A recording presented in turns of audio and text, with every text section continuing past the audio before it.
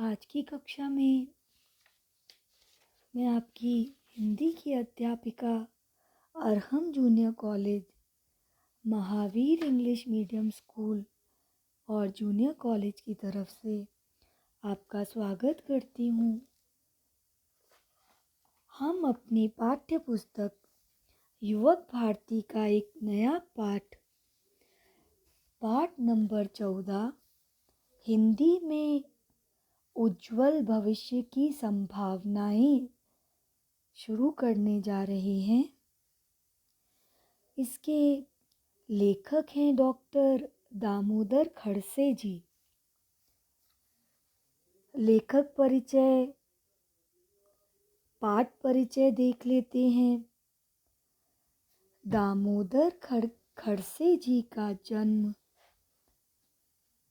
11 नवंबर 1948 को जिला कोरिया, छत्तीसगढ़ में हुआ। आपकी प्रारंभिक शिक्षा रामपुर में तथा स्नातक एवं स्नातकोत्तर शिक्षा नागपुर विश्वविद्यालय में हुई। आप 30 वर्षों तक बैंक में सहायक महाप्रबंधक राजभाषा के रूप में कार्यरत रहे। आप कवि, कथाकार तथा अनुवादक के रूप में हिंदी साहित्याकाश पर छाए हुए हैं। आपको राष्ट्रीय स्तर के अनेक पुरस्कारों से सम्मानित किया गया है। भटकते कोलंबस, पार्टनर, गौरैया को तो गुस्सा नहीं आता, ये इनके कहानी संग्रह हैं। काला सूरज, भगदड़, बादल राग, ये इनके लिखे हुए उपन्यास हैं। सन्नाटे में रोशनी, नदी कभी नहीं सूखती आदि इनके काव्य संग्रह हैं। मराठी में 21 कृतियों का इन्होंने हिंदी में अनुवाद किया है। कहा जा सकता है कि साहित्य के सभी क्षेत्रों में इनका हस्तक्षेप है, जैसे कहानी संग्रह, उपन्यास, कविता संग्रह, साथ ही साथ यह अनुवादक भी थे। भाषण जनमानस को अपने विचारों से अवगत कराने का सशक्त माध्यम है भाषण। भाषण करना यह एक कला है। इस कला का उद्देश्य श्रोताओं को अपने विचारों से प्रभावित करना होता है। स्वामी विवेकानंद, सुभाष चंद्र बोस, जवाहरलाल नेहरू, सरोजनी नायडू, सरदार वल्लभ भाई पटेल आदि महापुरुषों के भाषण विश्व में प्रसिद्ध हैं। पाठ का परिचय देख लेते हैं। प्रस्तुत पाठ में भाषण का संकलित अंश दिया गया है, जिसे इंग्लिश में कंपाइल्ड कहते हैं। संकलित अंश को संग्रहित अंश भी कहते हैं। हिंदी के माध्यम से रोजगार की बढ़ती संभावनाओं से संबंधित विचार प्रस्तुत करना लेखक के भाषण का मूल उद्देश्य है। लेखक के अनुसार आज कई क्षेत्रों में हिंदी के आधार पर रोजगार के अवसर उपलब्ध हैं। आवश्यकता है अपना क्षेत्र चयन करने की। देश विदेश में हिंदी भाषा के बढ़ते हुए महत्व को वक्ता ने सहज, स्वाभाविक तथा जानकारी परक ढंग से विद्यार्थियों के सम्मुख प्रस्तुत किया है। देखिए, आपका ये जो पाठ है, ये आपकी क्षमता विस्तार के अंतर्गत आता है। इस पाठ से आप जान पाएंगे कि हिंदी भाषा से भी हम उज्जवल भविष्य की संभावनाएं किस प्रकार उत्पन्न कर सकते हैं। यह व्यावहारिक हिंदी का पाठ है, पाठ नंबर 14, और इसकी विधा है भाषण। आइए पाठ पढ़ते हैं। मित्रों, आज मैं आप सभी को इस बात से अवगत कराना चाहता हूँ कि हिंदी सीखकर तथा हिंदी का अध्ययन कर आप अपने भविष्य को कैसे उज्जवल बना सकते हैं। आप जानते ही हैं कि विश्व स्तर पर हिंदी का अपना एक महत्वपूर्ण स्थान है। हिंदी में निपुणता प्राप्त व्यक्ति ने केवल रचनात्मक रूप से बल्कि व्यावसायिक रूप से भी सफलता प्राप्त की है। आज विश्व स्तर पर हिंदी का एक महत्वपूर्ण स्थान है, और अगर कोई व्यक्ति हिंदी में निपुण है तो वह व्यावसायिक रूप से भी अपने उज्जवल भविष्य को बना सकता है।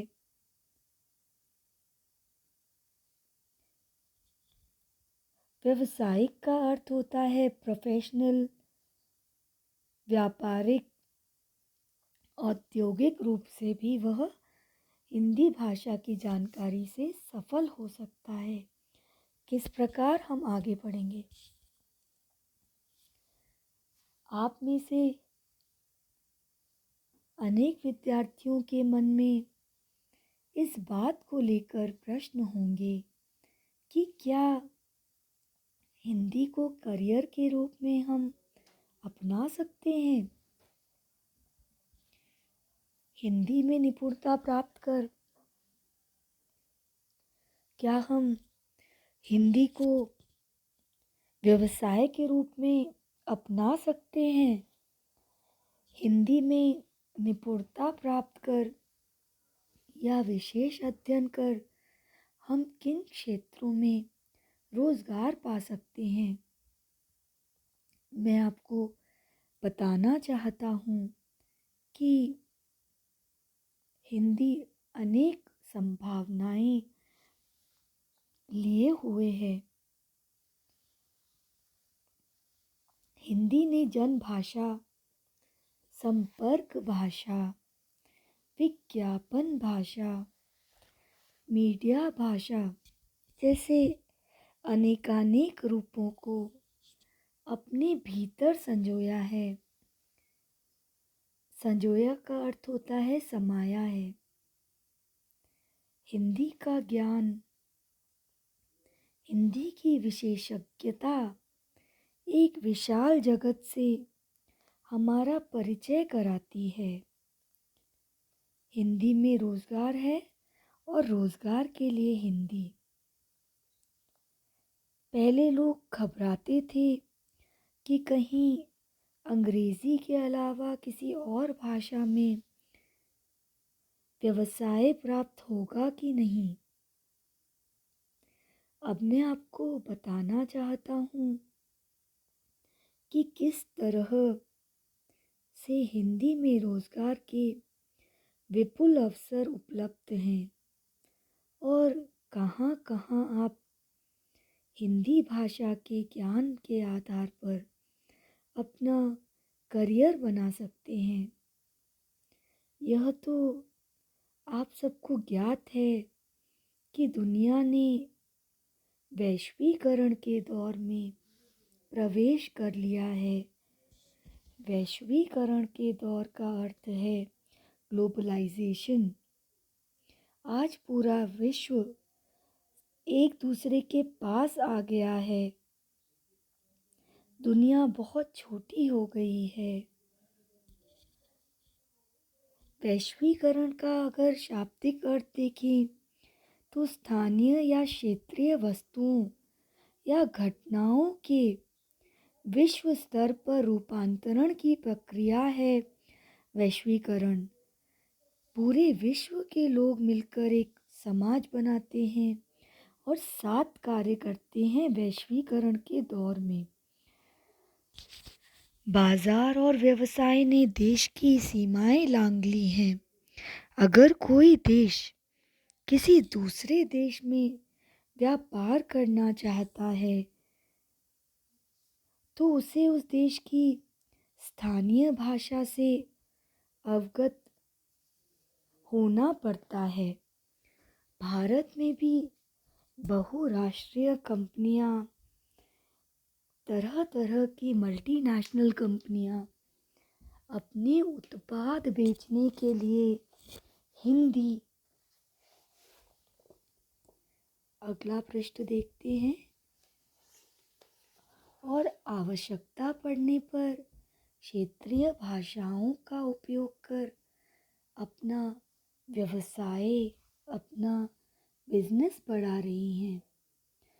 भारत संघ की राजभाषा हिंदी होने के कारण मंत्रालयों, संसद तथा सरकारी कार्यालयों में हिंदी में कामकाज करने को अपेक्षित स्तर तक पहुंचाने के लिए प्रयास किए जा रहे हैं।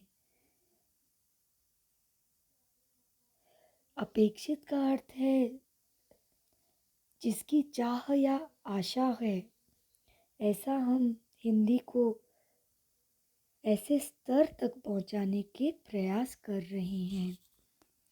इसके अंतर्गत हिंदी में प्राप्त पत्रों के उत्तर हिंदी में देना अनिवार्य हुआ तथा केंद्र सरकार और उसके नियंत्रणाधीन सभी कार्यालयों के लिए हिंदी पत्राचार का निर्धारित लक्ष्य किया गया कि अगर कोई पत्र हिंदी में आएगा तो उसका जवाब भी हिंदी में ही दिया जाएगा।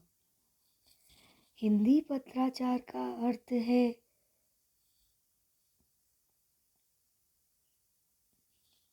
कि पत्रों के उत्तर हिंदी में ही दिए जाएंगे। एक दूसरे को पत्र लिखे जाएंगे तो हिंदी में ही लिखे जाएंगे। आगे पाठ पढ़ते हैं। इन सभी गतिविधियों पर देख रेख के लिए उच्च अधिकार प्राप्त संसदीय राजभाषा समिति का गठन किया गया। इस तरह हिंदी के अधिकाधिक प्रयोग की अपेक्षा की गई। इसके लिए समुचित कर्मचारियों की आवश्यकता को महसूस किया गया। केंद्र सरकार ने केंद्र सरकार के कार्यालयों में अनुवाद और मूल पत्राचार सहित अन्य अनेक क्षेत्रों में हिंदी के कार्यान्वयन के लिए कर्मचारियों की भर्ती आवश्यक हो गई। अनुवादक, लिपिक, अधिकारी और वरिष्ठ अधिकारियों की नियुक्ति की जाने लगी। इस क्षेत्र में विशेषज्ञों की मांग बढ़ने लगी। अंग्रेजी से हिंदी और हिंदी से अंग्रेजी अनुवादकों की मांग तेजी से बढ़ी। इसके लिए वरिष्ठ, कनिष्ठ अनुवादक तथा लिपिक की आवश्यकता होती है। वरिष्ठ का अर्थ है जो ऊंचे पद पर हो, जो बड़ा हो, और कनिष्ठ का अर्थ है जो नीचा हो, छोटा हो। इसकी निगरानी के लिए राजभाषा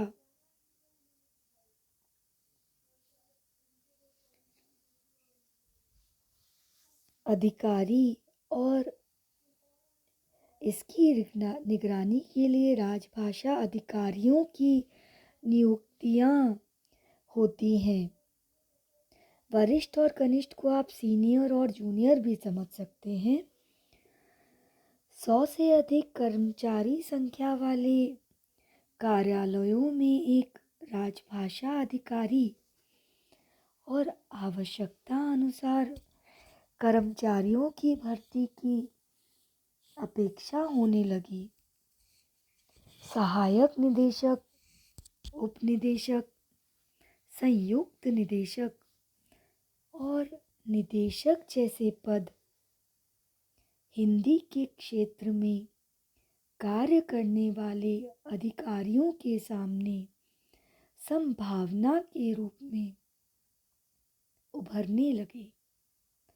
कार्यालयीन कामकाज में हिंदी के उपयोग को सुनिश्चित करने के लिए भारत सरकार ने गृह मंत्रालय में राजभाषा विभाग का गठन किया गया है। प्रेरणा, प्रोत्साहन, निरीक्षण और निगरानी के लिए कर्मचारियों की नियुक्ति होने लगी। हिंदी में रोजगार के बढ़ते अवसरों की इन आवश्यकताओं की पूर्ति के लिए कई विश्वविद्यालयों ने आवश्यक पाठ्यक्रम बनाए और इस मांग को पूरा करने लगे। केंद्रीय अनुवाद ब्यूरो ने अनुवाद का पाठ्यक्रम चलाया। पाठ्यक्रम का अर्थ है सिलेबस। कुछ स्थानों पर डिप्लोमा कोर्स तो कहीं प्रयोजन मूलक में स्नातकोत्तर पाठ्यक्रम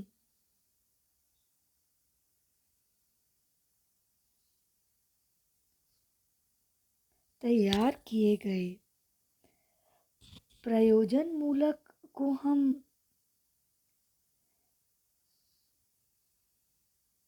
ऐसे समझ सकते हैं कि वह फंक्शनल हिंदी है और उसी के आधार पर स्नातक अर्थात ग्रेजुएशन के प्रोग्राम्स भी, सिलेबस भी तैयार किए गए ताकि हिंदी हमें रोजगार उपलब्ध करा सके। हिंदी पढ़ने से बालक उज्जवल भविष्य की कामना कर सके। जब काम का प्रारंभ दिशा प्राप्त कर लेता है तो उसमें विकास की संभावनाएं बढ़ जाती हैं। अब विज्ञापनों को ही देखिए, ये तो हिंदी से सराबोर हैं। पूरी तरह हिंदी का प्रयोग होता है विज्ञापनों में आजकल। पूरे के पूरे तरबतर हैं विज्ञापन हिंदी भाषा से। हिंदी की प्रकृति विज्ञापन के लिए बहुत ही लाभदायी एवं महत्वपूर्ण है। इलेक्ट्रॉनिक और मुद्रित मीडिया में हिंदी विज्ञापनों की भरमार होती है। हिंदी भाषा जन जन की भाषा है, हर कोई उसे पढ़ और समझ सकता है। इसीलिए विज्ञापन हमें लुभाने के लिए हमारी ही भाषा में बनते हैं। विभिन्न विज्ञापन हमें निरंतर लुभाते रहते हैं। इतना ही नहीं, हम उनको अपने जीवन के साथ भी जोड़ लेते हैं। सड़कों पर, दुकानों के बाहर, रेलवे स्टेशनों, वाहनों, सार्वजनिक स्थानों, विविध कार्यक्रमों, खेल आयोजनों आदि तमाम अवसरों पर विज्ञापन की आवश्यकता होती है। विज्ञापन का अर्थ है एडवर्टाइजमेंट। हर चीज़ को बेचने के लिए आज विज्ञापन बहुत अधिक आवश्यक है। किसी भी उत्पाद के बारे में जानकारी देने के लिए विज्ञापन सबसे सहज और सरल तरीका है। इन विज्ञापनों के कॉपीराइटर होते हैं। आजकल प्रतिभावान हिंदी कॉपीराइटरों की बड़ी मांग है। विज्ञापन जो बनाते हैं उन्हें कॉपीराइटर कहा जाता है। ये कॉपीराइटर हिंदी में विज्ञापन बना के सबको लुभाते हैं।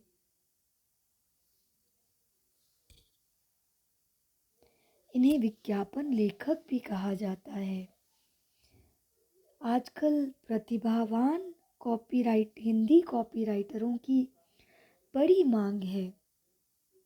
इस क्षेत्र में अन्य क्षेत्रों की तुलना में आर्थिक लाभ भी बहुत अधिक है।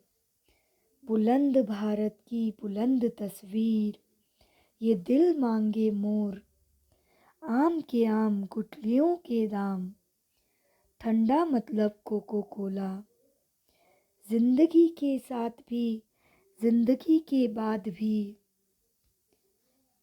डर के आगे जीत है। और इसी प्रकार कई और विज्ञापन आदि कुछ ऐसे विज्ञापन हैं जिनके बनाने वालों को लाखों में भुगतान किया गया है। आप में अगर प्रतिभा है तो आप इस क्षेत्र में अपना अच्छा करियर बना सकते हैं। आप अगर अच्छी हिंदी भाषा पर पकड़ रखते हैं, बोल लिख सकते हैं, हिंदी भाषा में सोच समझ सकते हैं, नए नए एक्सपेरिमेंट कर सकते हैं, तो आप एक क्षेत्र में बहुत अधिक तरक्की करेंगे।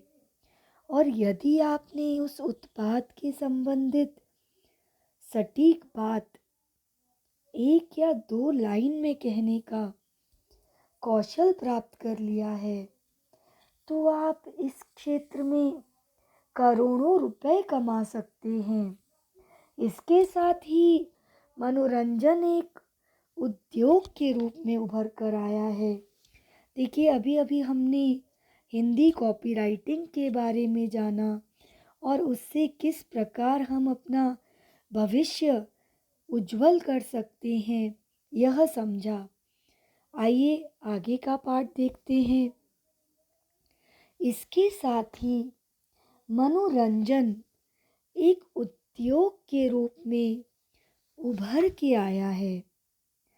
टीवी ने असंख्य कलाकारों, संगीतकारों और गायकों के लिए जहां रोजगार का महाद्वार खोला है, वहीं हिंदी के रचनाकारों, संवाद लेखकों, पटकथा लेखकों और गीतकारों के लिए वरदान के रूप में अवसर भी उपलब्ध कराए हैं। टीवी आज घर घर पहुंचा है और टीवी से रोजगार के कई द्वार खुले हैं। कई प्रसिद्ध धारावाहिकों के अनुवाद में भी रोजगार की संभावनाएं हैं। कई चैनल्स अब बहुभाषी हो गए हैं। बहुभाषी का अर्थ है कई भाषाओं में, एक से अधिक भाषाओं में आप आज एक चैनल देख सकते हैं। इन सब में अनुवादक की आवश्यकता होती है। कार्टून फिल्मों में भी डबिंग के लिए, पार्श्व आवाज के लिए अनेक संभावनाएं हैं। जनसंपर्क से जुड़े ये माध्यम हिंदी में अधिक सार्थक हो रहे हैं। अधिकांश मनोरंजन के ये क्षेत्र हिंदी से ही परिपूर्ण हैं, चाहे वह टीवी जगत हो या फिल्म जगत हो। फिल्म उद्योग में ने तो हिंदी का इतना प्रचार प्रसार किया है कि उसका कोई सानी नहीं है। शहरों से लेकर गांवों तक बच्चे और बड़े हिंदी फिल्में देख देखकर और हिंदी फिल्मी गीत सुन सुनकर हिंदी सीखते हैं, समझते हैं और उनमें हिंदी के प्रति रुचि जागृत हुई है। फिल्मों के लिए पटकथा लेखन, संवाद लेखन, गीत लेखन के साथ साथ कलाकारों को हिंदी उच्चारण सिखाने का काम भी कई हिंदी के प्रशिक्षक कर रहे हैं। आपको यदि हिंदी फिल्म जगत का आकर्षण है तो आप कथा, गीत लेखन के साथ हिंदी प्रशिक्षक के रूप में इस उद्योग में प्रवेश पा सकते हैं। देखिए, अभी हमने पाठ का कुछ ही हिस्सा पढ़ा है और हमने हिंदी में कितने सारे रोज़गार, हिंदी भाषा के अध्ययन से हम कितने सारे रोज़गार प्राप्त कर सकते हैं ये समझा। आगे का पाठ पढ़ते हैं। रेडियो वैसे तो पुराना माध्यम है, लेकिन आज भी उसकी प्रासंगिकता बरकरार है। आज भी रेडियो की रेलेवेंस, रेडियो की योग्यता आज भी उतनी ही है जितनी पहले थी। रेडियो में रूपक, नाटक, धारावाहिक, समाचार लेखन, वाचन तथा रेडियो जॉकी जैसे रोजगार की अनेक संभावनाएं हैं। इस प्रकार हमें यह पता चला कि न सिर्फ टीवी और फिल्म उद्योग में, बल्कि रेडियो में भी हिंदी भाषा के जानकारों के लिए रोजगार की अनंत संभावनाएं हैं। आज की कक्षा यहीं समाप्त